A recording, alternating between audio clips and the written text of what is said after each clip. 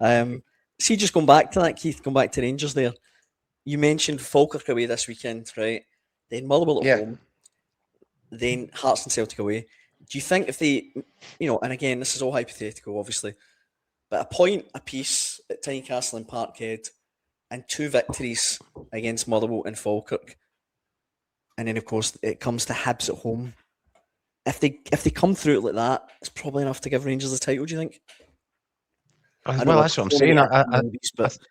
I think if they take 6 points for the 2 games, Falkirk away, which is not going to be easy for Rangers, by the way, really and Motherwell at home, which isn't going to be easy either, but win those 2 games and then avoid defeat against Hearts and Celtic away, and I think they'd be very, very close to finishing it off at home to Hibs that night.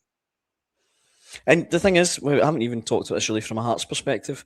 You can see their fixtures there. Their away form has dropped off a cliff spectacularly. I mean, 1 point from the last 12 away from home, and the first game is obviously Hibs at Easter Road, and then Motherwell away. And we know Celtic away on the final day. I'm reading this out and thinking, what is my point I'm trying to make here? I don't even know. It's just the point is that every single game from now to the end of the season has got everything on the line. Yeah. I mean, we're talking about post split, right? But we need to get through this weekend because all bets are off. All bets are off, and we're talking about. We all expected Hearts to go to Livingston and win the weekend. I think we all said it last Thursday night, but we expected them to go there and get a result. Tipped up unexpectedly again. We probably expect Rangers to get a result at Falkirk, despite their troubles against them this season. But would you be surprised if we didn't? Absolutely not.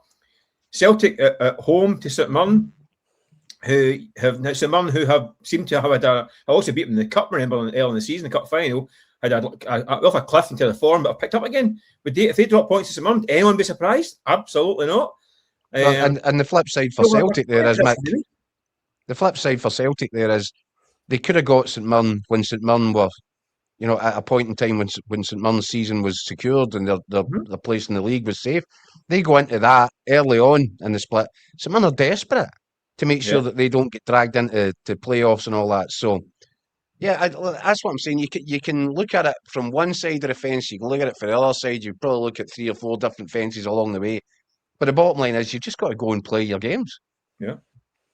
What about this comment that's coming in here on the experience? John says, who's got the most experienced manager for the title run-ins and the most players proven to handle the pressure? I wonder where John's coming from there.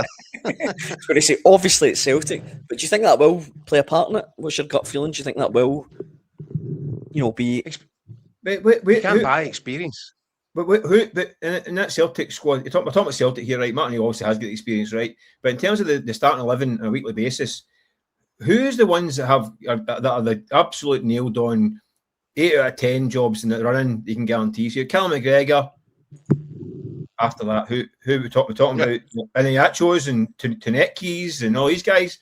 Where's that experience? I think you got the guys like Liam Scales have been over and done it. But there's not that many. Tierney. But you see, maybe 3 or 4 who, by the way, who have dragged Celtic along this season. But it's not as if this is not the same Celtic team that has won the last 4 titles. It's far from it. Even guys who have been, these guys like Rio Tati's form's been up and down like a yo-yo. I mean, that's been kind at times. Didn't get to go off the bench at the weekend.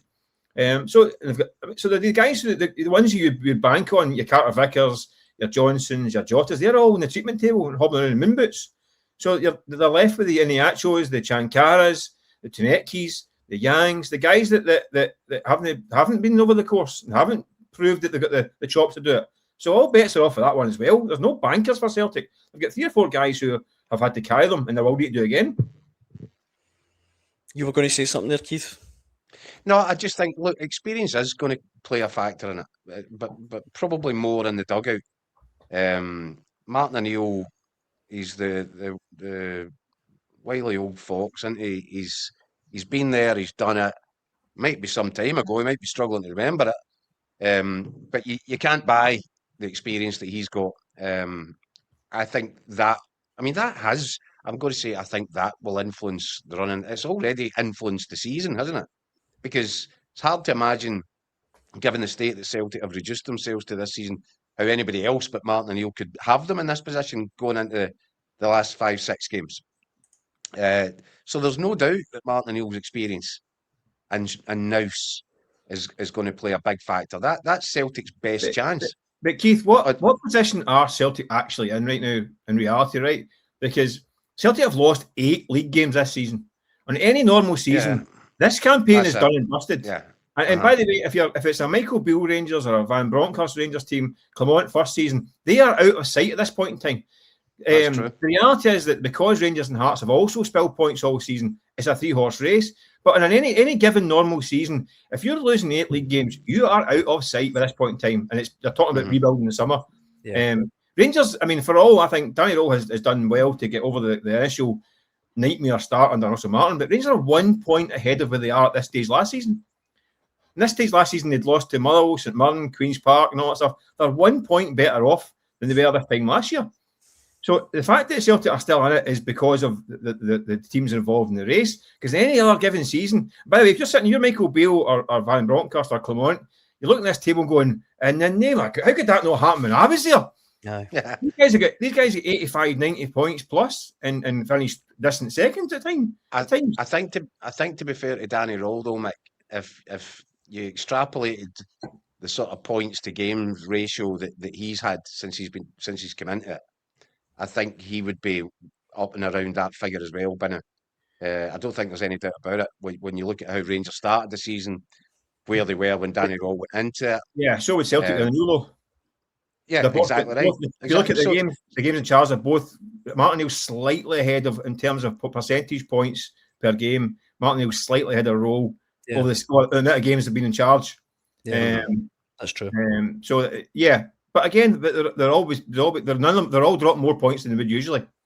Yeah, but I think in terms of this is going back a few months now to when Danny Rohl was appointed. I did say that my major concern for Rangers making this appointment was he's a guy who has almost no managerial experience to speak of. 35-year-old, he's had 1.5 seasons as a manager. That was in the second tier English football with Sheffield Wednesday. His biggest achievement as a manager was a 12th place finish in the English Championship. So we're about to learn a lot about Danny Rohl as well. And I think that some of his decision-making has been a little bit suspect over the last period of games, where you're looking at it thinking, has that change made them better? Is he feeling the pressure a little bit? And I think it's only natural that he will be. But we're about to find out a lot about Danny Rohl's makeup as well, aren't we? Because if the pressure gets to him, if he starts making mistakes with his decision-making, then he's going to have a problem. And he's up against Martin O'Neill, a guy that we're talking about that knows this situation like the back of his hand. So if Danny Rohl was to pull this out of the fire and win this title for Rangers from this position, I mean, he goes into next season with massive kudos, and the Rangers support will have complete and utter trust